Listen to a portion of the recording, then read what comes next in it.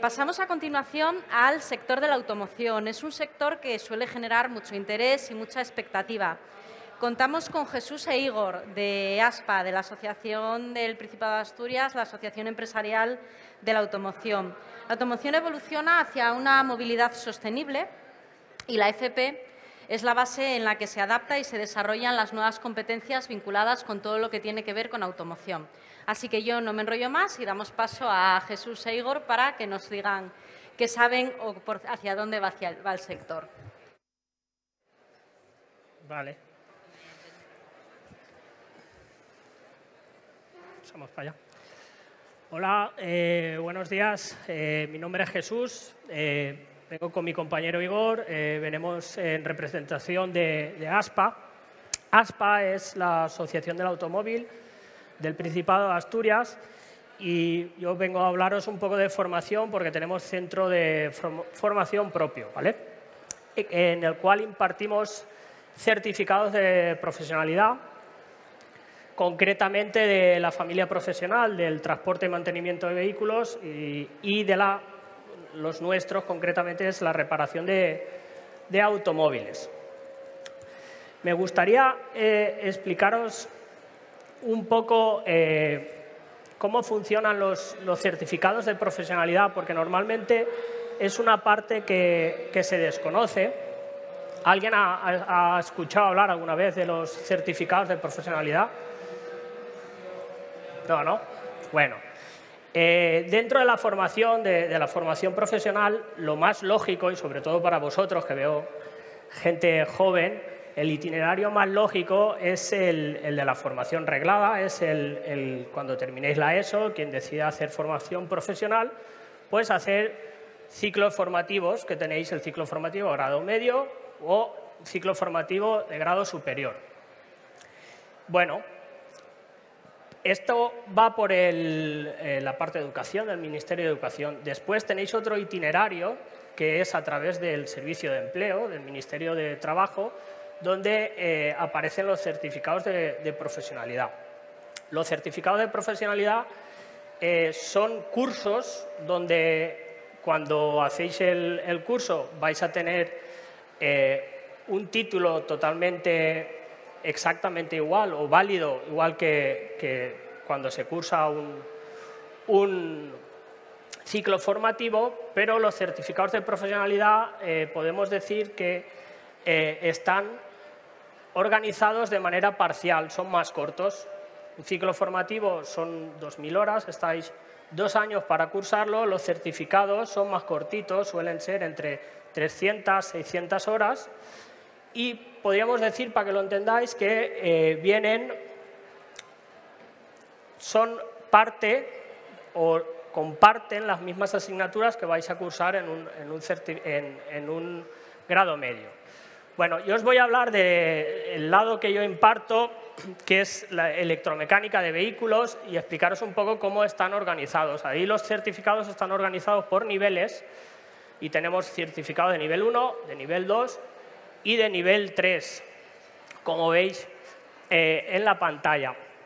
Bueno, evidentemente que los niveles es la progresión que podéis tener en la formación, y lo que varía entre estos certificados de nivel 1 y nivel 2 es el acceso, el requisito de acceso a la formación. Los niveles 1 son más básicos, son cursos más básicos que podrían ser equivalentes a la formación profesional básica, no tienen ningún requisito. Y después pasamos a los niveles 2, que sí que tienen el requisito de tener la ESO, que supongo que alguno de vosotros estáis ahora en ello, ¿vale? ¿Cómo se organizan? Pues bueno, tenemos en el lado de electromecánica, pues tenemos, este es el de carrocería, perdón. Perdón, porque esto está, bueno, os lo cuento porque está saltado la presentación. Bueno, en el lado de electromecánica tenemos un nivel 1 que es mantenimiento básico en electromecánica de vehículos. Tenemos después los niveles 2, que tenemos un certificado de motores, un certificado de transmisiones y frenado, y otro que es de sistemas eléctricos y electrónicos del vehículo. Esto sería por el lado de electromecánica y evidentemente que dentro del sector de la reparación de vehículos tenemos también el lado de la reparación de carrocería, donde ahí tenemos certificados de carrocería y de pintura, que son los que imparte mi compañero Igor. Si quieres hablar un poco, que sí que estaba en la presentación. Sí, estaban ahí, si lo pones Sí. atrás. Aquí está. Ahí. Vale, aquí están. Sí, bueno, pues como dice mi compañero Jesús, ¿vale? Dentro de los certificados que tenemos de carrocería, tendríamos uno de nivel 1, 4 de nivel 2 y uno de nivel 3. En el de nivel 1 solemos impartir el montaje y desmontaje de los vehículos, sustitución de lunas, ¿vale? Lo que viene a ser elementos amovibles de la carrocería de los vehículos.